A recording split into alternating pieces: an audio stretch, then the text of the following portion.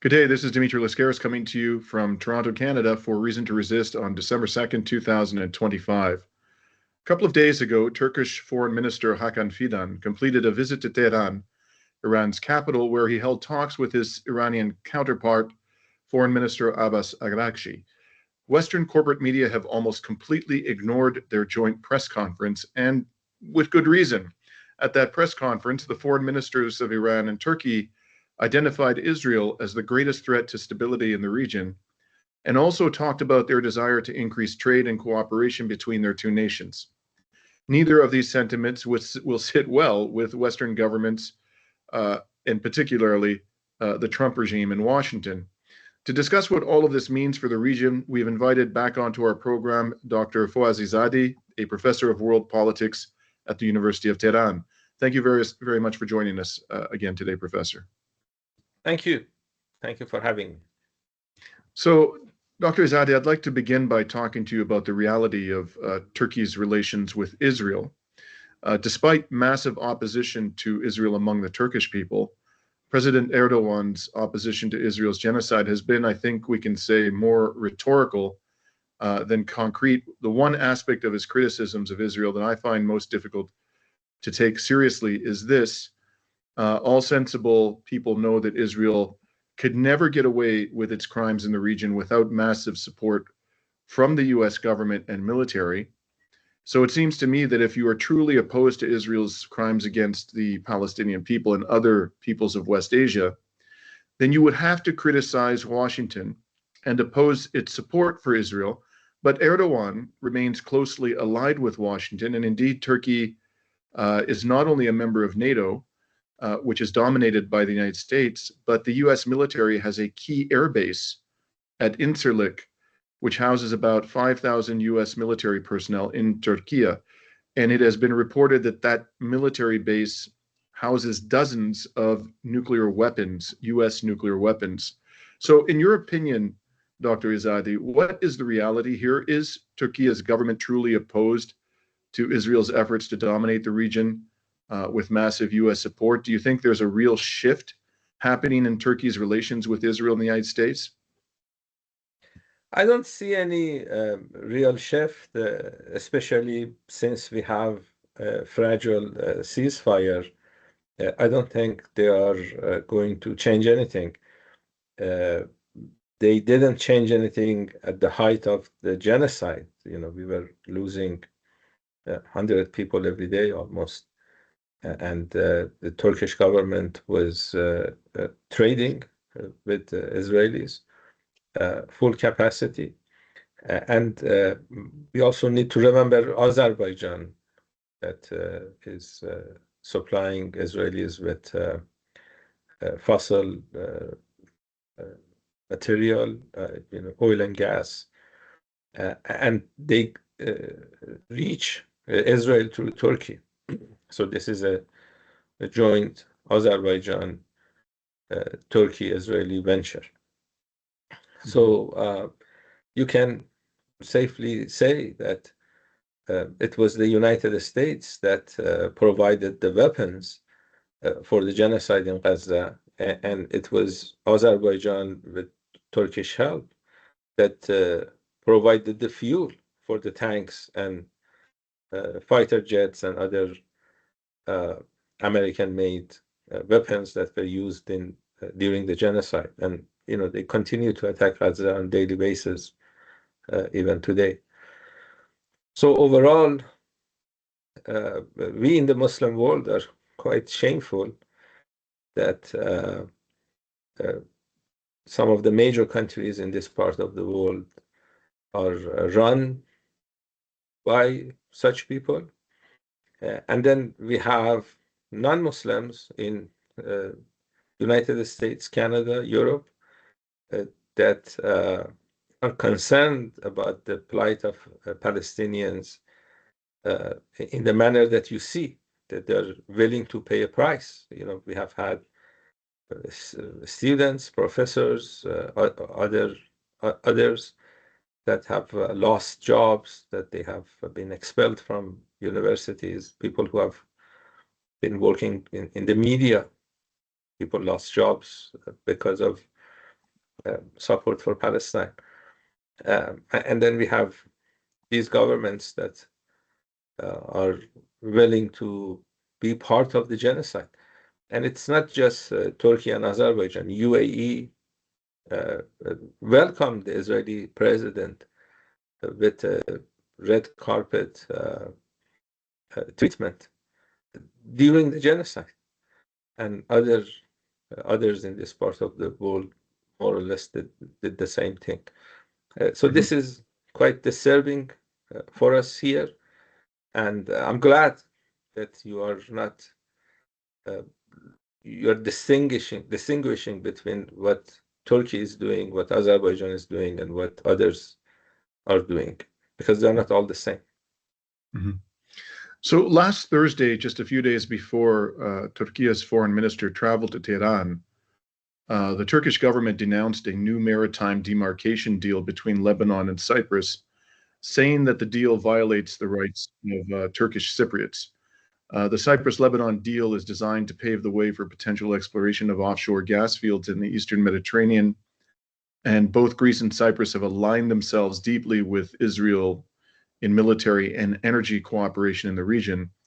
So one possibility to explain Turkey's sudden warmth towards Iran is that Turkey has decided to at least appear to enhance its relations with Iran as a way of registering its discontent, its unhappiness with its isolation in energy exploration in the Eastern Mediterranean.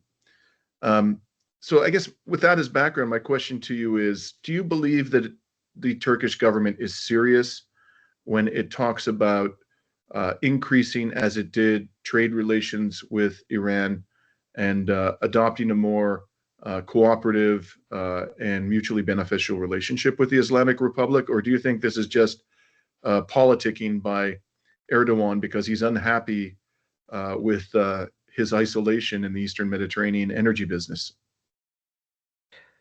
I think he's unhappy with what's going on in that part of the world.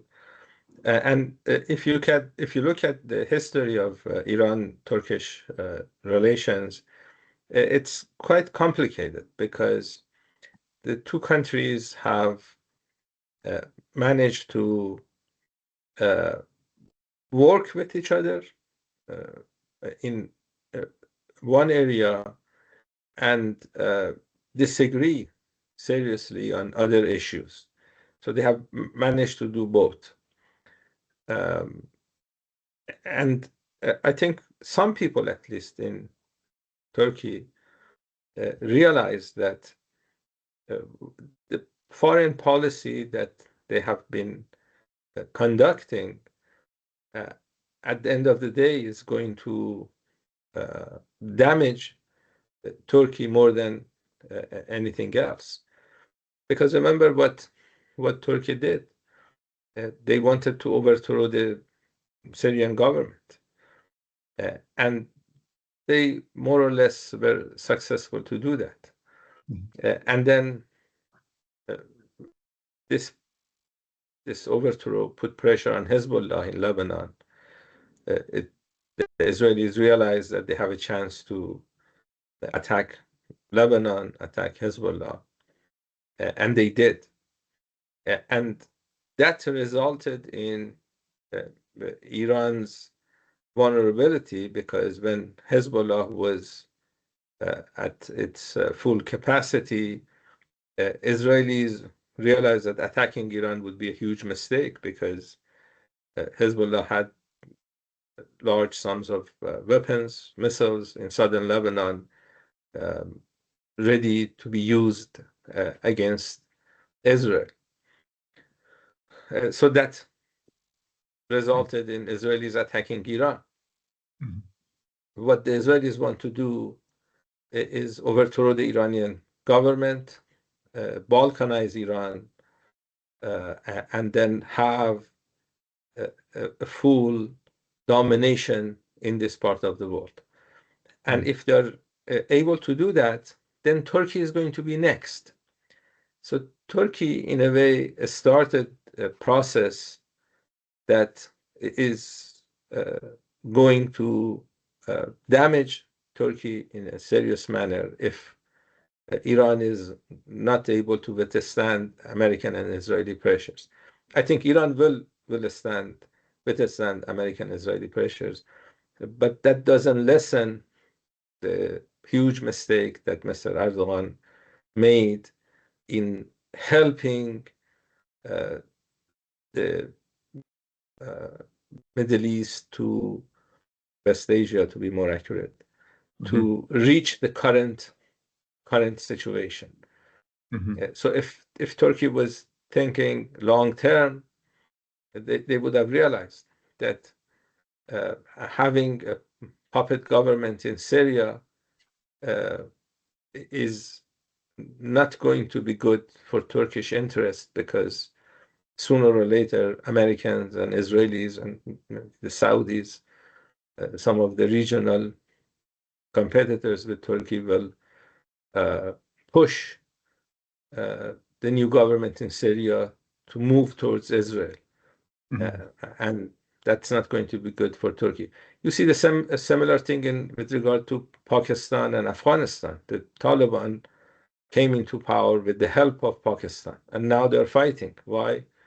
Because this is the same mistake Pakistan has made. They thought that if they support the Taliban, then they can control Afghanistan. That was a mistake. Supporting Jolani in Syria by Turkey was a mistake. And whatever Turkey does to compete with Iran, sometimes they do that, many times they do that, it's not going to be good for Turkey in the long run, because that will result in Israeli domination. And to be honest with you, if Israelis get away with what they want to do in this part of the world, then they can more or less dominate the whole world with the help of the United States. So Iran is fighting for humanity against a genocidal regime that wants domination, and it's helped by people in Washington. So Iran is fighting for Iran, and Iran is fighting for the free world, the world that does not want to be dominated by imperialism or Zionism.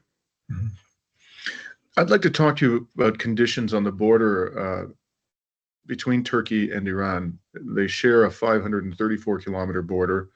As I mentioned, there are U.S. Military forces in Turkey, in Incirlik. What, generally speaking, are the conditions at that border? Is it a highly militarized border? Do you think that there are U.S. military assets on the Turkish side of the border very close to Iranian territory?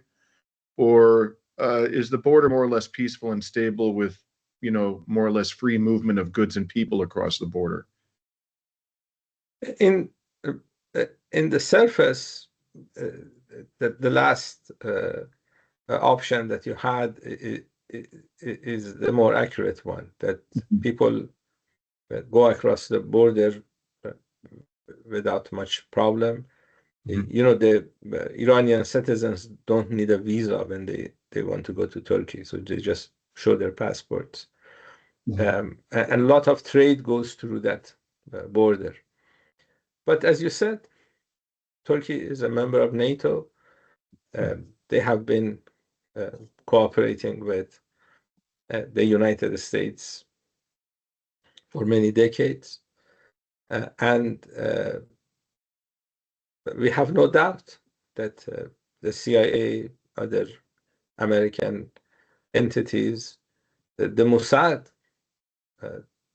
are fully not only watching that area, they are based. They have elements, people who are based in that part of Turkey, because they want to use that area to put pressure on Iran.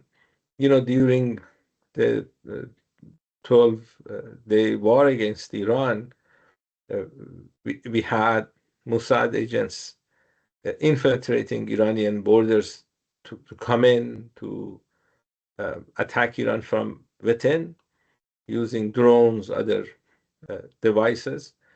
And the Turkish border is generally an easier border to use when you compare it to other borders. And I'm sure they did. Now, how much the Turkish government knew about this, how much cooperation they had, we cannot be 100% sure. But we know that for many decades they have provided a huge base in Turkey.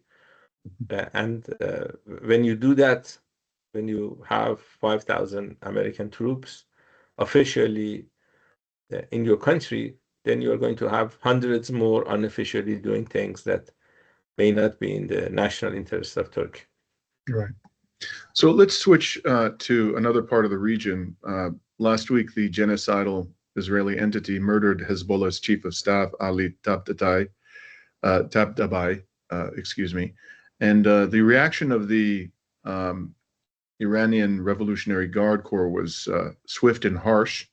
It put out a statement that, quote, the right of the axis of resistance in Lebanese Hezbollah to avenge the blood of the brave fighters of Islam is unquestionable, close quote. How do you interpret this statement, Dr. Izadi? Of course, you expect Iran to issue such a statement at this time. But the reality is that Hezbollah's abilities have been damaged extensively. They're supposed to be in a ceasefire with Lebanon, and they're attacking Lebanon on a daily basis. So they have no limitations in terms of following agreements or ethical limitations of any sort. They just conducted 2 years of genocide in Gaza. And there are issues with regard to Lebanese political parties, factions that also oppose Hezbollah. So you have pro-Western parties, organizations, politicians that are putting pressure on Hezbollah from within Lebanon, and then you have Israelis that are attacking Hezbollah officials, sites. So they are going through a tough time. Generally, when a country is attacked the way Lebanon was, you would expect a rally around the flag effect among all parties, politicians. But unfortunately, Lebanon is an exception to that general rule, because you had people that didn't mind their country to be attacked by the Israelis, unfortunately. So they're in a tough situation. Iran has been trying to help Hezbollah for many, many years, but the decision on what to do next, how to save Lebanon, how to respond to these type of attacks, that's a decision that Lebanese have to make. Iranians can help, but the decision is theirs, and that's what you have so far. Mm-hmm. Now, since the so-called 12-day war between Iran and Israel was suspended in June of this year, there have been multiple reports that Russia and China have increased their military aid to Iran. At the same time, however, neither Russia nor China vetoed this abominable UN Security Council Resolution 2803, which effectively put Donald Trump, who clearly is a genocidal war criminal, in charge of the Gaza Strip.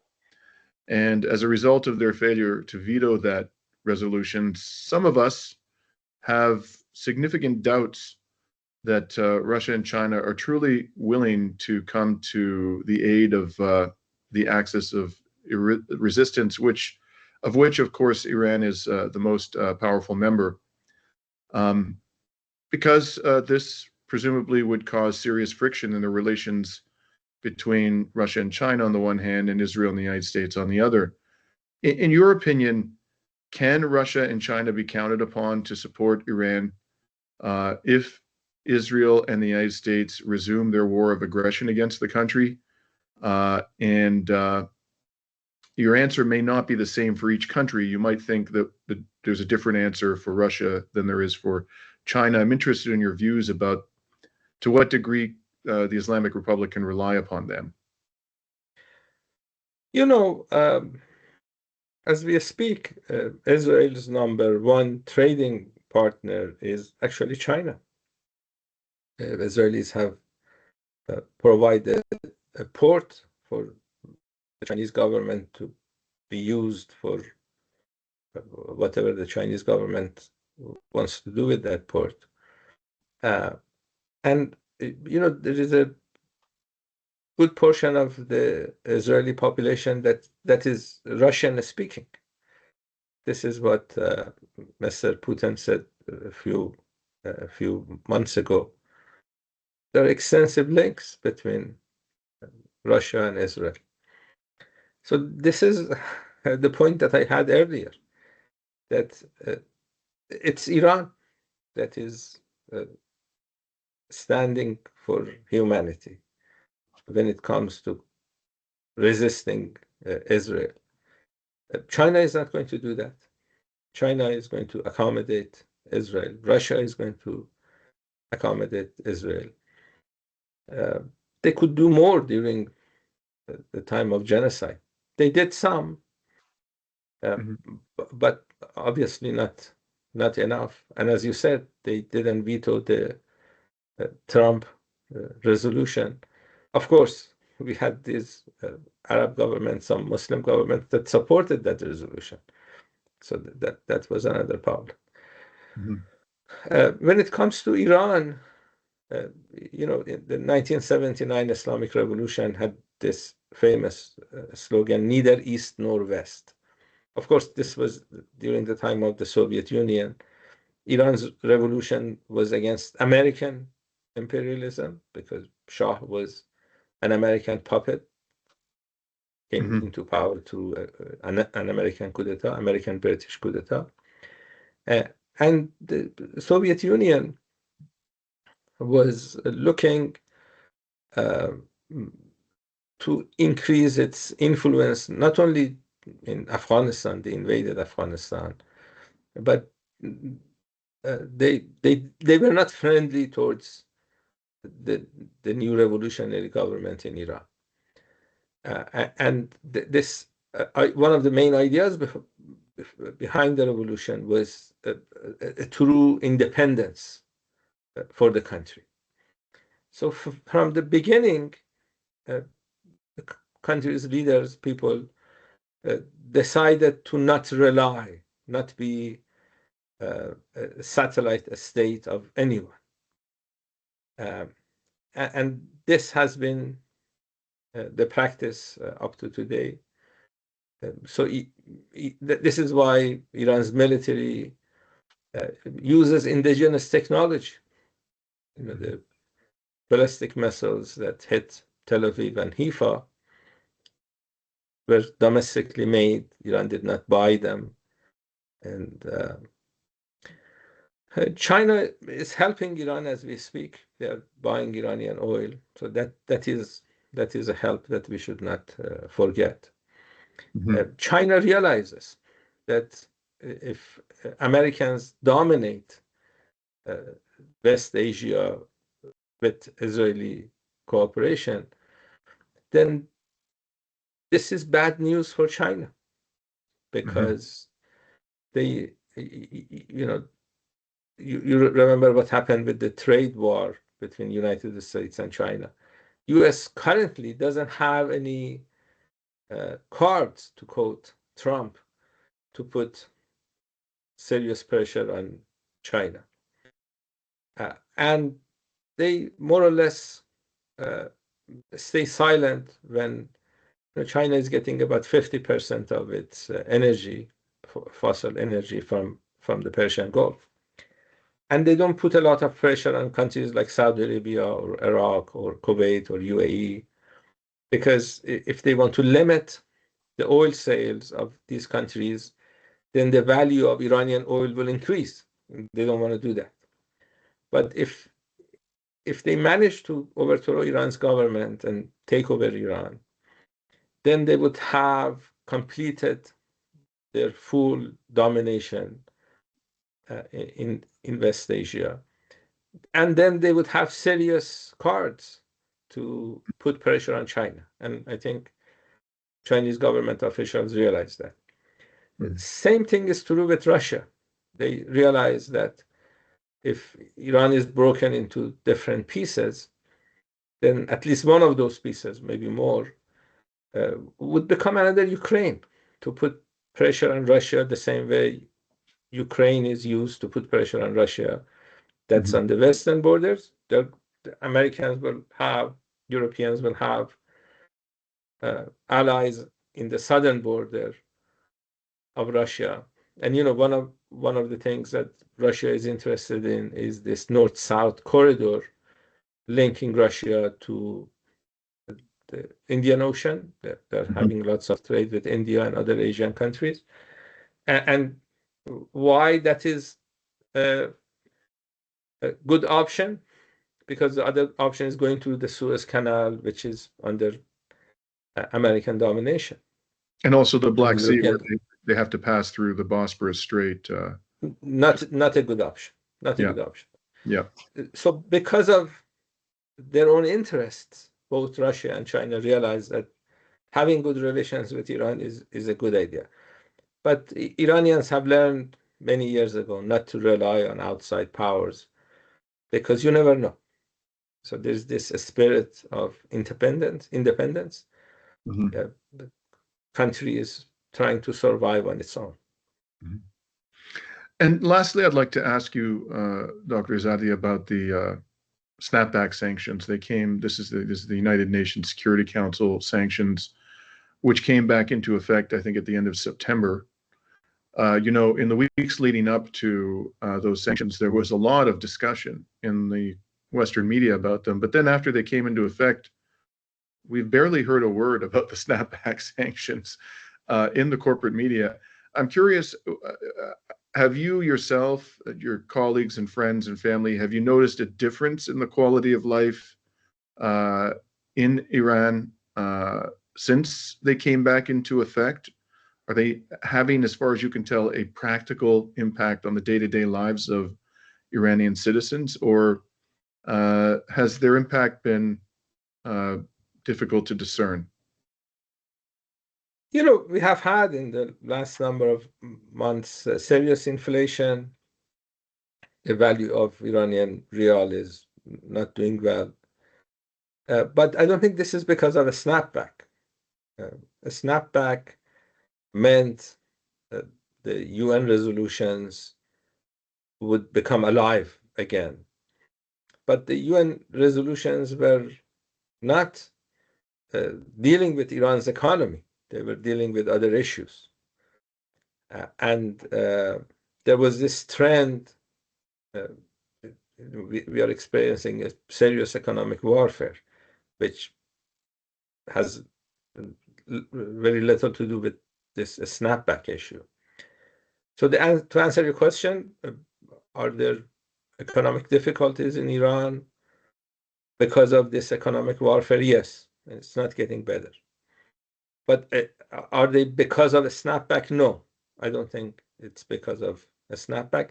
This was a claim that the Europeans and United States had, that they would activate these UN resolutions against Iran. But this is a good place that Russia and China helped. They said they don't believe in a snapback. The United States or Europeans are not in a position to use a snapback. And in October, when a snapback was supposed to happen, Russia was the rotating president of the UN Security Council. They had a very strong statement opposing what the Europeans said, because this is international law. You cannot pick and choose parts of an agreement that you are part of. So either you implement all, or you cannot say that we use the snapback mechanism of JCPOA, but are not interested in sanctions relief. We cannot do that. Mhm. And this is what Europeans wanted to do. And it wasn't just Russia and China that opposed it. Other, Pakistan, Algeria, these are non-permanent members of the UN Security Council. Even South Korea, that tabled the initial resolution, did not vote for it. Mhm. Which is very strange, because if you table a resolution, it's expected that you have a yes vote, but they abstained. And then after about a week, you had this non-aligned movement summit in Africa. 121 countries in the resolution they had in that summit sided with Iran. And we have about 200 countries in the world. So if you have 121 countries saying that they don't accept this idea of a snapback, majority of countries don't. Mhm. So basically, the countries that were cooperating with Iran before a snapback continue to cooperate, and the countries that were not working with Iran, they continue not to work with Iran. So a snapback didn't have any serious effect. Mhm. But that doesn't mean Iran's economy is doing well. Right. Well, thank you again, Dr. Izadi, for joining us today. And please stay safe. I recently received an invitation to the Sobe Media Festival, which will be held in April, and I intend to come, and I hope we can meet personally while I'm in Tehran. Let me know. We'll come and pick you up from the airport. That would be a great pleasure. Thank you very much. And let me say just one last sentence, that we are in solidarity with people of Venezuela. They are experiencing American aggression as we speak, and I've been to Venezuela a few times. They're good people. I think they can make Americans go away sooner or later. And do a great service to us all. Thank you very much Yes. today, Dr. Izadi. Thank you. We're signing off. And this is December 2nd, 2025. Thank you.